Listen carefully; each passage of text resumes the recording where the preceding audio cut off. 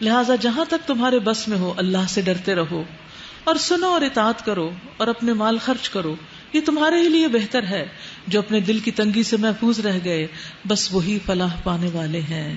پھر وہی بات آ گئی کہ اصل گھٹن اندر ہوتی ہے، اصل رکاوٹ اندر ہوتی ہے، چاہے کسی کو دینے کا معاملہ، چاہے مال دینے کا یا علم دینے کا یا دین کی کوئی خدمت کرنے کا یا انسانوں کے درمیان صلح کرانے کا یا کسی پہ مال خرچ کرنے کا، اصل مشکل اپنے اندر ہے۔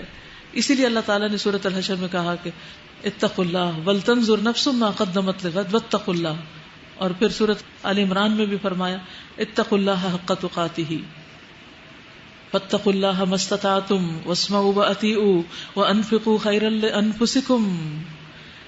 اللہ سے ڈرو جتنا ڈر سکتے ہو، سنو اور اطاعت کرو اور اپنے مال خرچ کرو، یہ تمہارے لیے بہتر ہے۔ یعنی صدقے کے ذریعے اپنے گناہوں کی کوتاہیوں کی تلافی کرو۔ جو اپنے دل کی تنگی سے محفوظ رہ گئے بس وہی فلاح پانے والے ہیں۔ ان تقرضوا اللہ قرضا حسنا ان تقرضوا اللہ قرضا حسنا یضاعفہ لکم ویغفر لکم واللہ شکور حلیم۔ اگر تم اللہ کو قرض حسن دو تو وہ تمہیں کئی گنا بڑھا کر دے گا اور تمہارے قصوروں سے درگزر فرمائے گا۔